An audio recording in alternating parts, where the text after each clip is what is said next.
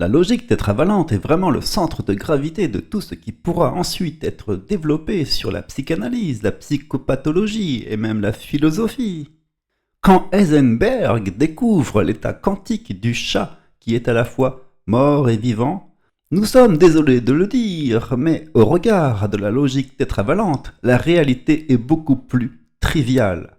La fascination pour cette expérience, en revanche, est un révélateur d'un énorme problème psychologique qui, disons-le carrément, détruit ce monde. Le champ ontologique propre à la réalité tridimensionnelle, composée de masse, espace, temps, dans l'ordre d'imbrication du plus grand au plus petit, est celui de la logique binaire. Le chat ne peut être que mort ou vivant. Il n'y a pas d'entre-deux.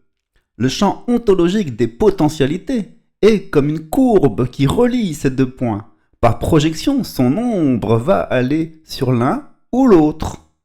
On appelle la logique floue celle qui sera capable de délimiter arbitrairement des seuils au-delà desquels on retombera sur vrai ou faux. Heisenberg ne fait rien d'autre que de donner la description d'une probabilité depuis la perspective ontologique de ce qui est vrai ou faux. C'est pourquoi le chat est à la fois vrai et faux. Ceci en passant démontre que toute la physique quantique n'est rien d'autre qu'une entéléchie, une construction logique basée sur de fausses prémices. Le chat n'est pas dans un état à la fois mort et à la fois vivant. Ça n'existe pas. Le seul mort-vivant dans cette histoire est l'observateur qui ignore l'existence de ces champs ontologiques distincts. Le verbe exister n'est pas le même selon qu'il appartient à un champ binaire ou à un champ hypothétique ou même au champ psychologique. C'est là l'erreur fondamentale. Que répondre lorsque vrai et faux ne correspondent à rien de ce qu'on ressent ou de ce qu'on observe? Dans la musique de Malcolm? Oui, non, peut-être, je ne sais pas. Pouvez-vous répéter la question? Cela pourrait devenir notre hymne. La question est celle de où on place le curseur de sa conscience. Dans quel champ ontologique on se croit être? Si on se croit être dans la réalité, alors on se place dans l'ignorance du fonctionnement de son propre cerveau. Et ça, c'est extrêmement grave. Ne pas avoir de distance entre soi et la réalité, c'est ignorer les mécanismes qui permettent aux idées de devenir réalité.